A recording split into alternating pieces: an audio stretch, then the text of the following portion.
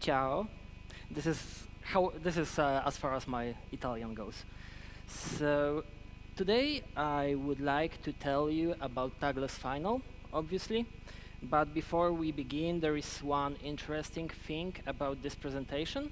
I think it has some parts of nearly every other presentation you heard before. There is something from John, there is something from Sebastian, there is something from Julien, there is something from Filippo. So let's get started. My name is Wojtek, or Wojciech, depends what version is easier to pronounce for you. I work at Sony. If you want to follow the slides with me, there is the link. And let's begin. So, this talk has two main parts. The first part is a theory. This is based on some actual research papers, or one research paper, and it's probably correct as far as I understood it correctly, but it's of very little use, at least directly in your everyday coding. And there is a second part, which is about stuff that I learned over months or years using Tagless Final, like it's, I think, 2 years or something. And this is not so correct, like I don't have a proof, it's just an opinion, but it's at least directly applicable to your code base. Okay, so theory. And at this point, I have to admit that I'm probably biologically incapable of reading white papers. So when preparing for this talk, I had to read exactly one. It was a pretty short one, like 40 pages or something, and it took me a week to read it. So I admire all the guys who do this on an everyday basis. And in this part, I will tell you about three things: expression problem, initial and final encoding, and tagged and tagless encoding. And if you have heard this stuff already, because it's pretty popular, then you can just go asleep. I will wake you up in 10-15 minutes when we go to the practical part. So, the expression problem. This is something that is actually Googleable. If you put this in the search engine, you will find a Wikipedia article. And so it's a computer science problem that consists of three parts. First part is algebra. So we define the vocabulary which we want to use to describe our programs. The second part are expressions. So these are our programs. So we use the defined algebra to build programs. And the third part of this is our interpreters. So we take a once defined expression and we interpret this in multiple ways. So this is expression problem, and it's all about multiple interpretations. So how to write code that can be written once and interpreted in multiple ways. And we will talk about solutions to this exact problem. So the first distinction, initial versus final encoding. And this distinction focuses on expressing operations. So let's start with initial encoding. And here, the operations are expressed as a data type. So this is something you have seen in the last part of John's presentation. When he talked about declarative style, he did exactly that. So he defined the operations as data types. So this is our algebra, our vocabulary. We have a set of database operations. We can save user, we can find user by ID, and we can compose them in a transaction. So now we need to build expressions. How we do that? We just instantiate our data types. So for example, we take find user by ID, put an ID inside, and that's our expression. Then we need interpreters. So interpreter is just a function, in the initial encoding at least, that takes our expression and produces a result. The simplest thing you can imagine. Okay? So here is the example of an interpreter. So you take the expression, you pattern match on it, and based on which variant it is, you execute some stuff. And this how you perform the interpretation. So you take your expression, you take your interpreter, and you apply interpreter on the expressions. So the opposite, or like other side, is a final encoding. And here operations are explained as you probably know from Java or other languages. They are just functions. So we define our algebra, our vocabulary, as an interface. This interface has a single type parameter that shows us that is used as a result type. And we have this save user, find user, and transaction as before. So now how we compose that, how we produce expressions. We take an instance of algebra and we call functions from it. And it's also something you probably know from Java or anything else. It's very, very simple. So now how the interpreter look like? The interpreter is an instance of our algebra. So we can have an instance that produces strings. We have instance that produces sequence of of ints. So the example here, like show, will produce us a string that shows what has happened, and used user IDs will collect all the IDs used in find user by ID. So this stuff could be implicit when we construct expressions, but it's not in any way essential to the encoding itself. And we'll talk about this later. So this is another example of the interpreter. So previously we pattern match on expressions. Here we just implement functions as in standard object-oriented programming or anywhere else. So the interpretation is similar to what we did, but it's other way around. So previously we applied interpreter on the expression. Now we apply expression on the interpreter. So the interpreter is passed to the expression. And that's it. That's all there is. Like, you have a summary here. So what to remember is that initial encoding encodes operations as data, and final encodes operations as functions. And it's all there is. Why it's called like that, I have no idea. The next part, tagged and tagless encoding. And here we are talking about expressing result type. So in tagged encoding, we express result as an ADT, as data. And here you can see that we have a sealed trait, and it has variants for all the operations we defined previously. So when we do find by ID, then we produce find by ID result. So it's a single type with multiple variants that forms ADT. And now it's tagged and tagless, and final and initial, they are orthogonal. So you can mix them in 4 different ways. So this first one is tagged initial encoding. So the interpreter is just a function that produces a result type that we defined. When we perform the interpretation, we get result. In tagged final encoding, the interpreter is parameterized with a result type that we defined. Like, it's passed as this type parameter, and we get it back in the exact same way. So there is one problem with this encoding. We lose a lot of type safety. So imagine you execute find user by ID. You would expect to get find user by ID result as a result, right?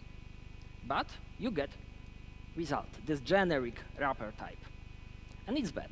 Why it's bad? Because you need to, compiler cannot help you, and you need to match this all cases that you know won't happen, but it's not verified in any way.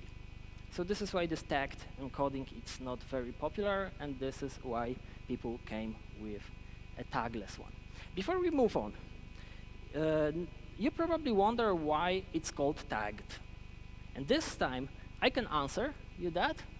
So when you define your result type, you have all these actual results that are hidden there, like user, ID, sub-results, and so on.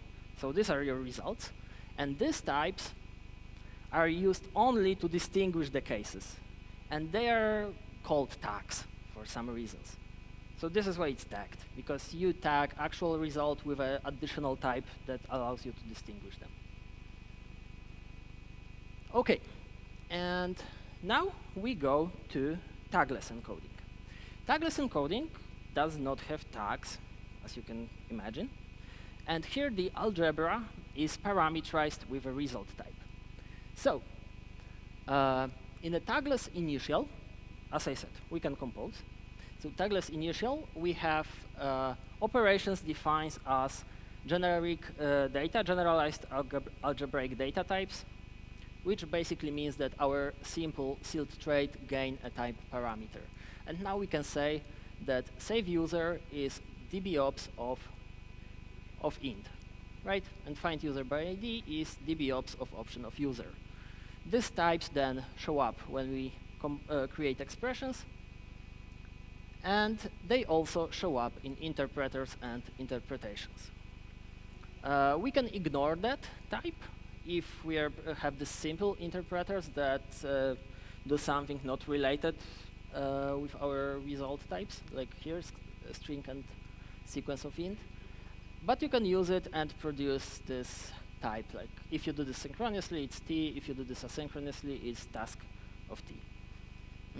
So if you execute query with find ID1, you get option of user. Pretty simple, I hope. Now it's the main part. So it's tagless final, something you have heard a lot. And here our algebra is a higher kinded interface, higher kinded type. So you can see there's this abstract type constructor here. We wrap all the results with this abstract f, and that's it. Okay, so the formatting got something wrong here, but you can ignore. So when we create an interpreter, like with this more complicated ones, they are simpler here, because you just pass ID or pass task, and that's it. If you want to have this, let's say, simpler interpreters that ignore the result type, it gets a little bit more convoluted, but it's still not that bad. And still, as a result, you get the exact type of the result. So here is the summary, but what you need to remember is that with tagged, you hide the result types in a single wrapper type, and with a tagless, you expose it directly with more type safety. Great, we finished the boring part. Now it's this practical, incorrected stuff that I've made out of thin air. So, the first question that you should ask yourself is, why the hell would I like to use tagless final? And as far as I know, there are three main reasons to do that. Testability, effects tracking, and context polymorphism. And I will explain what it means.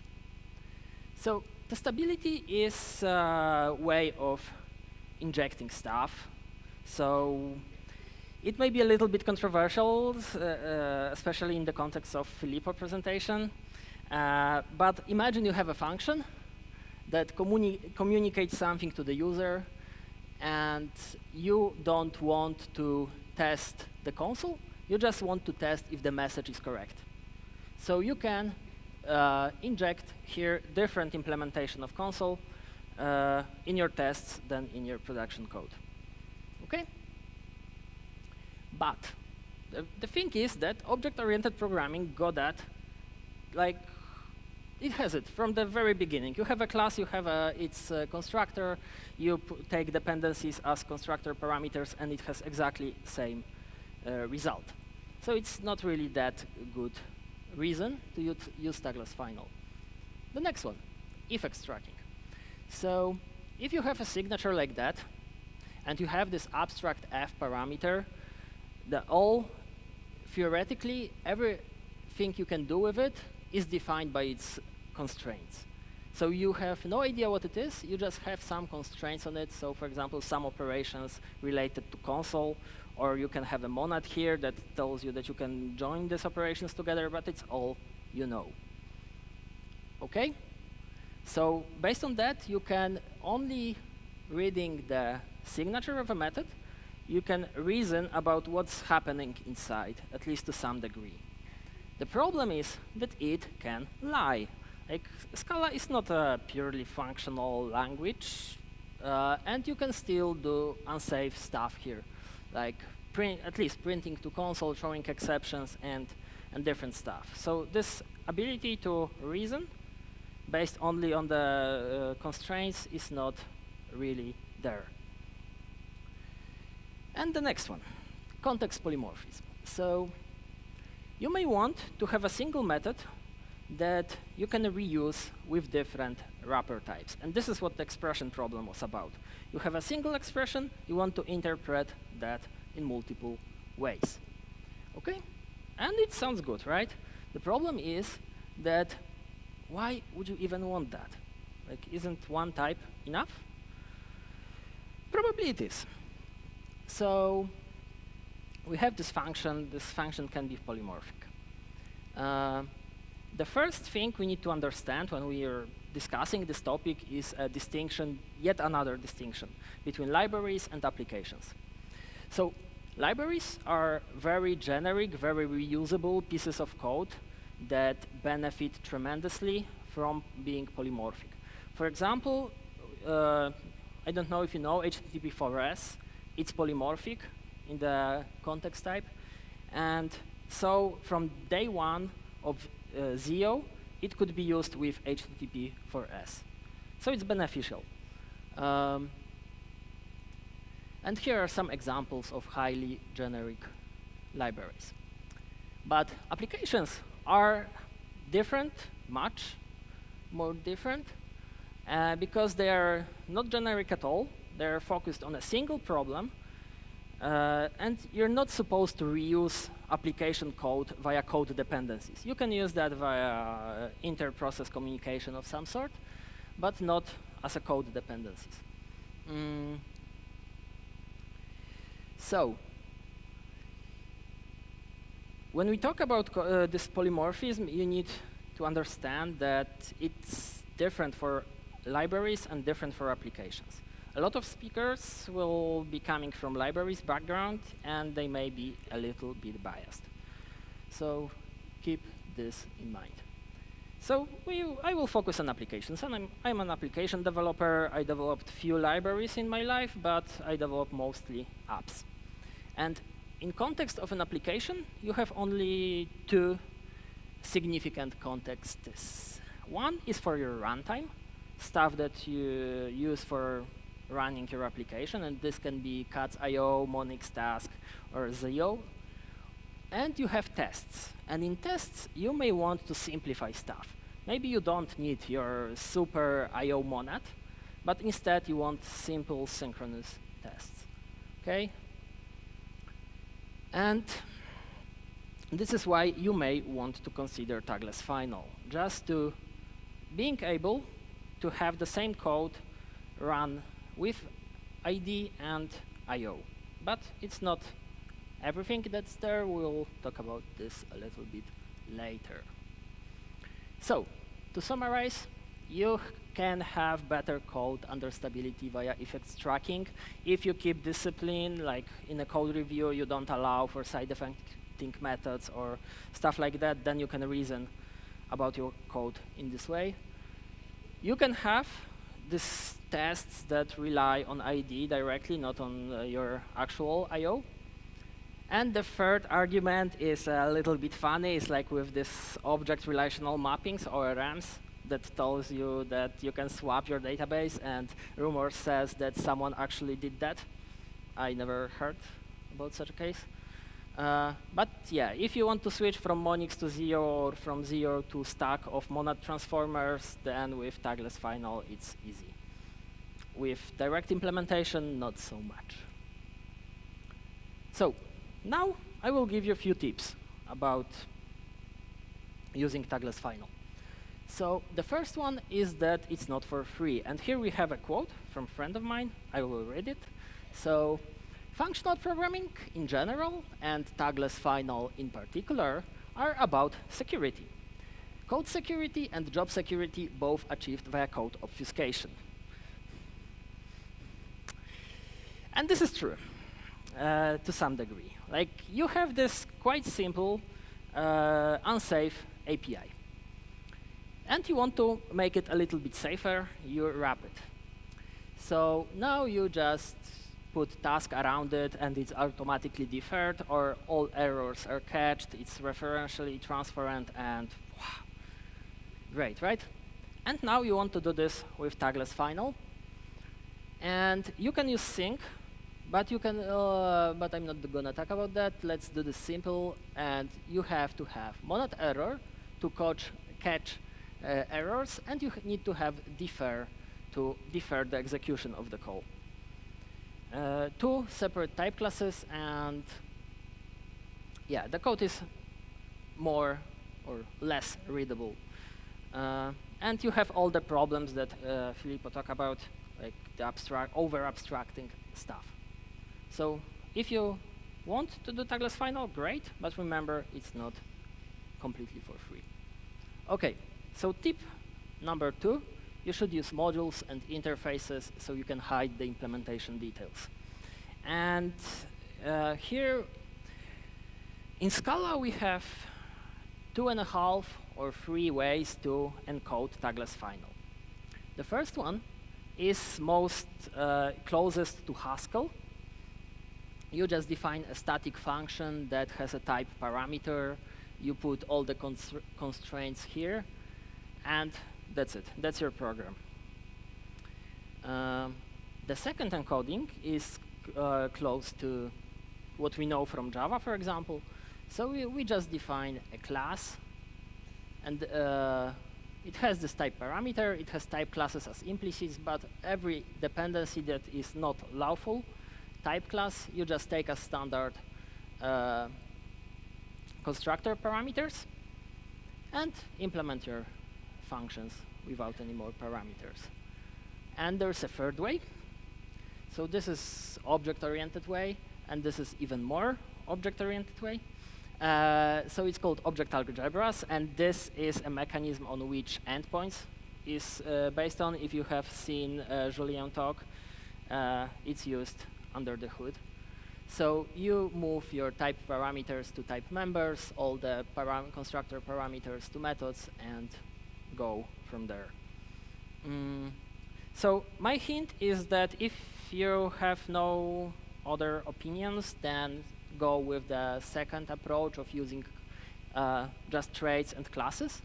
So you have your very simple interface. You put a type constructor here as a parameter, define everything, and that's it. That's your interface. And then you implement that with a class. So you have a class. You put constraints here. They are not visible on the interface level. They are visible only here. Your dependencies implement stuff. Then, in my experience, in most of the cases, you will have exactly one production implementation of given interface. And I have seen various patterns like real user service or user service impl, or I don't know, like Quill user service or whatever. And you can use any of those, but you can also just put this in the companion object, call it in a stable identifier default, and call it a day. So you have a user service default, and that's it. So if you want to see some more code like that, not exactly this style, but similar, you can check out Scala Steward codebase. It's a very nice, very readable project, and it's also an open source application. It's not that common. Okay. So tip number 3. When we defined those classes, there were these constraints. For example, monad. There are a lot of different type classes you can use to constrain your type constructor. So here my tip is that you should not go beyond monad error unless you know what you're doing and your whole team knows that. So let me explain. Oh, here's the example. We have a monad constraint, and here we see all the type classes from cats. So the interesting part is that then there is also MTL, and and cat's effect is here. So monad error is this small little one here, and this is where cat's hierarchy ends. It allows you to compose operations and allows you to rise and catch errors. Then the cat's effect allows you to do various stuff with concurrency and parallelism, but parallel is probably in cats, doesn't matter. Yeah, and this is how I see it. So cats type classes are pretty simple. They're very generic, and you should know that, regardless of your approach to functional programming, because it is just useful. But then, with each next step, it gets more dangerous. These type classes are more powerful, more complicated, so you should really know what you're doing before you go that way.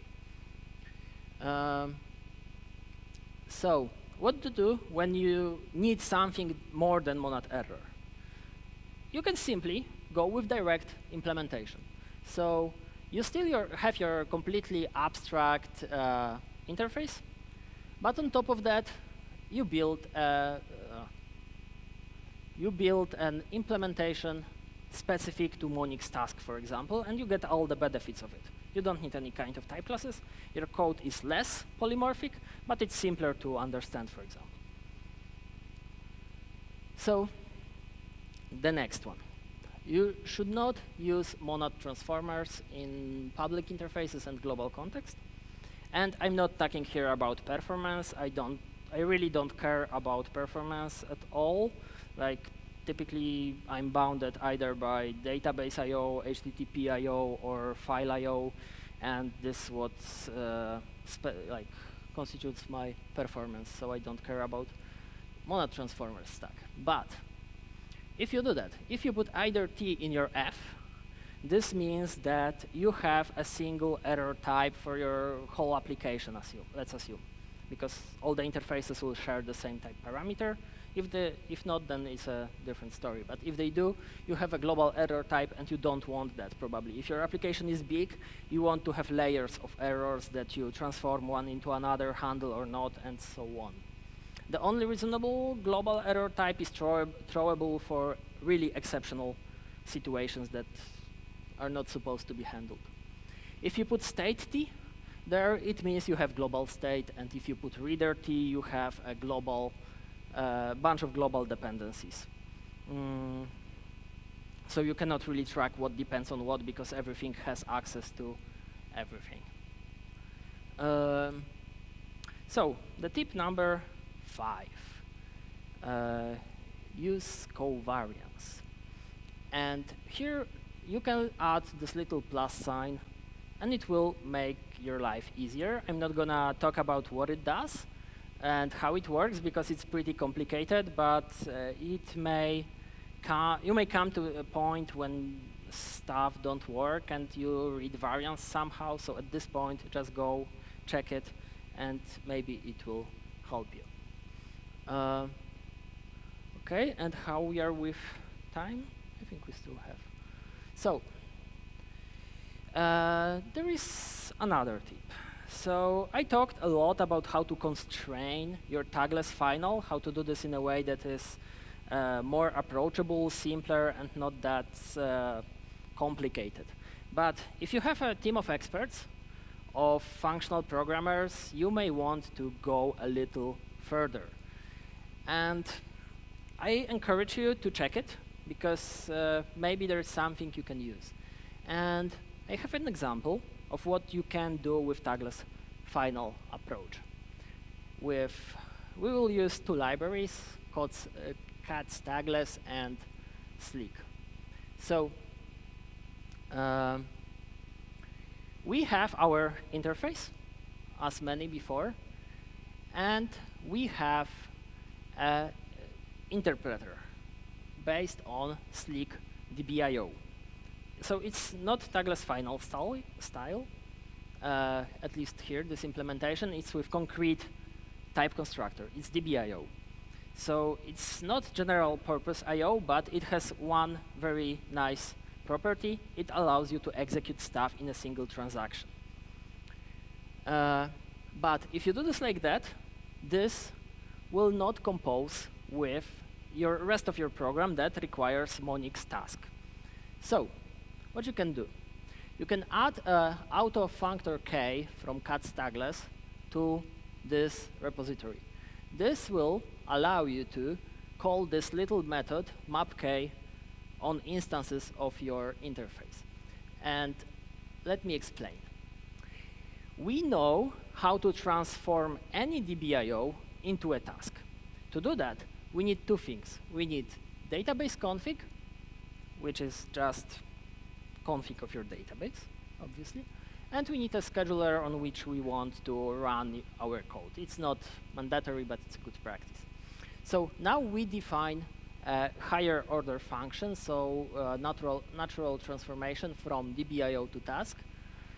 And this means we take any DBIO, regardless of what's inside, so it can be DBIO of int, DBIO of string, whatever. This is the natural transformation part. And we take this DBIO, we run it with our database, and we defer the future, because Slick is future-based.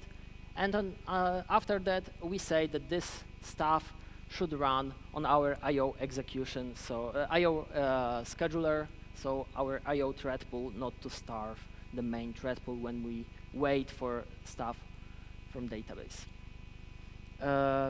Okay, so we have this generic way of transforming DBIO to task. Now we take our repository configured with DBIO, and we map it with this natural transformation, and in the result we get repository of task. It's quite clean.